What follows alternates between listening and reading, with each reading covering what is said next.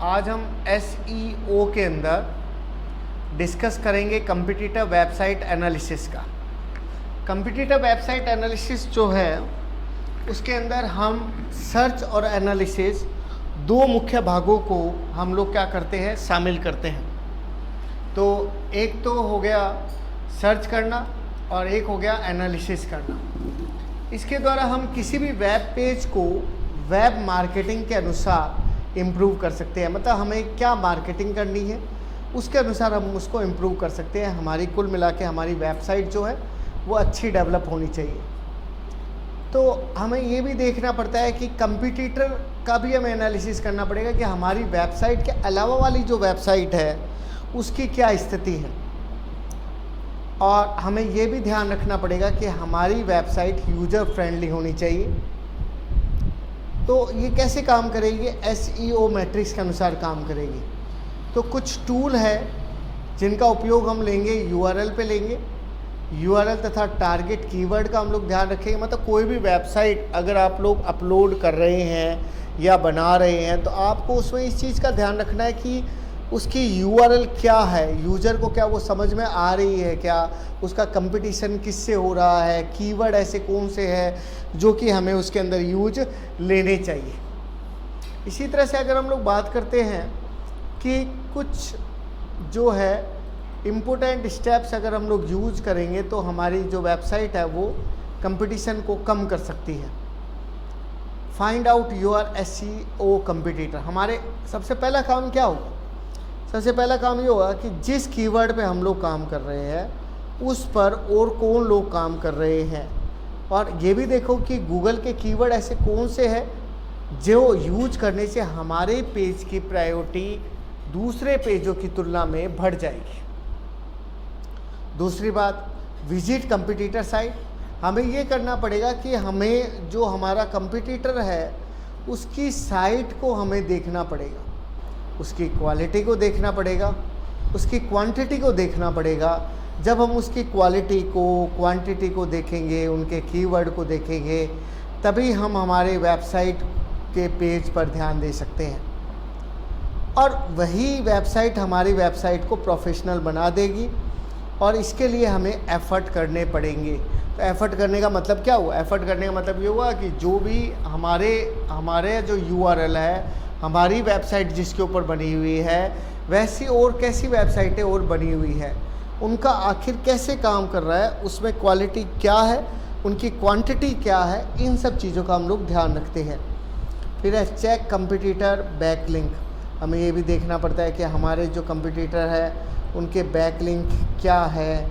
हमें ये भी देखना पड़ता है कि ऐसी कौन सी पॉपुलर वेबसाइट है जिसको हम लोग जोड़ सकते हैं। जैसे कि हम लोग उनके लिए हमें बैक लिंक का एनालिसिस करना पड़ता है। मतलब कुल मिला के हमारी वेबसाइट पर कौन कौन से हाइपर लिंक है जिसको क्लिक करने पर हमारी दूसरी वेबसाइटें खुल रही है। हमें ये भी देखना पड़ेगा कि हमारी जो कंपटीटर में जो वेबसाइट है वो कैसे बैक लिंक का यूज़ कर रही है, उसका हमें एनालिसिस करना पड़ेगा। हमें एनालिसिस करना पड़ेगा सोशल मीडिया पे। हमें ये देखना पड़ेगा कि फेसबुक हो गया, इंस्टाग्राम हो गया, कुछ बुकमार्क वेबसाइट होगी, वहाँ पे पॉपुलैरिटी क्या है। ट्विटर हो गया, वहाँ पे हमें ट्वीट रखना पड़ेगा, तभी हमें पता लगेगा कि हमारी वेबसाइट कैसे काम कर रही है। कुल मिला के लिंक की पॉपुलैरिटी, लिंक का एक्सचेंज, डायरेक्टरी, ब्लॉग भी हम लोग कर सकते हैं। आगे एक टॉपिक हम लोग पढ़ेंगे कि आखिर ब्लॉग क्या होता है, RSS क्या होता है, सोशल बुकमार्क क्या होता है, आर्टिकल्स क्या होते हैं, पेज की रैंक कैसे बढ़ा सकते हैं, ये सब चीज़ें भी हम लोग आगे डिस्कस करेंगे। चलिए हम एक नए टॉपिक पर डिस्कस करते हैं। इसका नाम है SWOT analysis of website. SWOT क्यों कह रहे हैं, इसके 4 अक्षर है, SWOT। S का मतलब इसकी स्ट्रेंथ क्या है, W का मतलब कमी क्या है।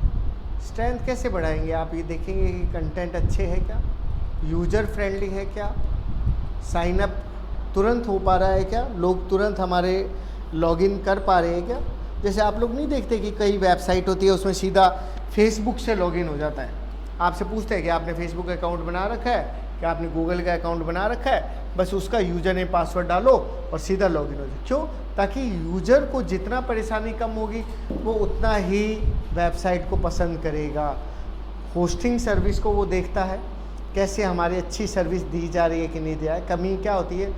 कमी यही होती है कंटेंट इमेज ज़्यादा नहीं होने चाहिए, सब्सक्रिप्शन का प्रोसेस बड़ा नहीं होना चाहिए, यूज़र फॉर्म भरते भरते थक सकता है, मोबाइल पे अच्छा नहीं चल पाए वो भी दिक्कत वाली बात है। होस्टिंग सर्विस जो है वो भी हमारी अच्छी होनी चाहिए। इन चीज़ों का हमें ध्यान रखना पड़ेगा। इसी तरह से शॉर्ट के अंदर इसके अगर हम बात करते हैं तो इसमें हमें देखना पड़ेगा कि इंटरफेस फैक्टर क्या है, तो अपॉर्चुनिटी हमें कैसे मिल रही है। शॉर्ट का एनालिसिस करना है तो इन बातों पे जो मैंने अभी डायग्राम से आपको बताई थी उसमें हमें स्ट्रेंथ और वीकनेस हमारी देखनी पड़ेगी। हमारी कमियां क्या है, हमारी वीकनेस क्या है, हमारी स्ट्रेंथ क्या है। फिर हमें एनालिसिस भी करना पड़ेगा और हमें हमारा गोल भी सोचना पड़ेगा कि कैसे हम हमारे प्रॉफिट को बढ़ा सकते हैं, कैसे हमारे वेबसाइट में शॉपिंग को बढ़ा सकते हैं। इसी तरह से पहला वापस से मैं पॉइंट का अगर डिस्कस करूं तो हम लोग बात करते हैं स्ट्रेंथ की। तो अगर हम लोग स्ट्रेंथ की अगर हम लोग बात कर रहे हैं तो स्ट्रेंथ में हम क्या कर रहे हैं? स्ट्रेंथ हम कह रहे हैं कि हमारी साइट का कंपटीशन जो और भी जो दूसरे वेबसाइट से हो रहा है, जैसा अभी मैं 2 मिनट पहले आपको समझा रहा था कि कंपटीटर जो वेबसाइट होता है उसका भी हमें ध्यान रखना पड़ता है, तो वो चीज़ें हमें यहाँ सोचनी पड़ेगी। इसी तरह से कंपेयर करेंगे हम लोग, हम ये भी देखेंगे कि वो हमारा जो डेटा उसके अंदर है, जो हमारी वेबसाइट है, क्या उसी से संबंधित है या नहीं है। यूज़र फ्रेंडली भी होनी चाहिए और तुरंत साइन अप होना चाहिए, जैसे कि मैंने डायग्राम से आपको समझाया था। एट्रीब्यूट जो है वो ही हमारी स्ट्रेंथ कहलाएगी। जितने अच्छे उसके एट्रीब्यूट होंगे उतनी अच्छी है उसकी स्ट्रेंथ रहेगी। कुछ कमियां भी है, जैसे वेबसाइट जो है वो स्लो नहीं होनी चाहिए, उसमें कोई अगर स्लो होगी तो वो उसके कमी कहलाएगी। जो भी हमारे ऑब्जेक्ट है, जो हमारा गोल है, क्या वो हम लोग प्राप्त कर पा रहे हैं या नहीं कर पा रहे हैं। हमारी वेबसाइट को हम लोग कंपेयर करेंगे ताकि हमें ये पता लगे कि हमारी वेबसाइट में क्या कमी है। यानी कि क्या हुआ? यानी कि ये हुआ कि अगर हम वेबसाइट में कमी को पता कर लेंगे, उसको कंपेयर कर लेंगे, कंपटीटर का पता कर लेंगे, फीचर्स क्या क्या उसमें लगा सकते हैं, तो हमारी वेबसाइट की कैपेसिटी भी बढ़ जाएगी। शॉर्ट में ओ का मतलब होता है अपॉर्चुनिटी, एस का मतलब था स्ट्रेंथ, डब्ल्यू का मतलब था वीकनेस, ओ का मतलब अपॉर्चुनिटी क्या क्या मिल सकती है। अपॉर्चुनिटी यही होती है कि हम एक्सटर्नल एलिमेंट्स को शामिल करते हैं, वेबसाइट की परफॉर्मेंस को बढ़ाते हैं, उसकी पॉपुलैरिटी को बढ़ाते हैं। हमारी जितनी अच्छी वेबसाइट की परफॉर्मेंस होगी, जितनी पॉपुलैरिटी होगी, इनका हम लोग ध्यान रखेंगे। तो हमें क्या मिल रहा है? हमें उसका ऑब्जेक्ट मिलेगा, हमें उसका गोल मिलेगा, हमें पता लगेगा कि कैसे वेबसाइट में नई टेक्नोलॉजी जोड़ी जा सकती है, आखिर क्या अभी लेटेस्ट समय क्या चल रहा है, कैसे सोशल नेटवर्किंग को बढ़ाया जा सकता है, मोबाइल फ़ोन पे कैसे यूज़ किया जा सकता है, इंटरनेट पे अभी क्या लेटेस्ट चीज़ें चल रही है, कैसे हमारी वेबसाइट कंपटीशन दे सकती है, कैसे ऑनलाइन ट्रांजैक्शन कर सकते हैं, कैसे ऑनलाइन कैश का लेन देन हो सकता है, वो सब बातें हम लोग इसमें शामिल करेंगे।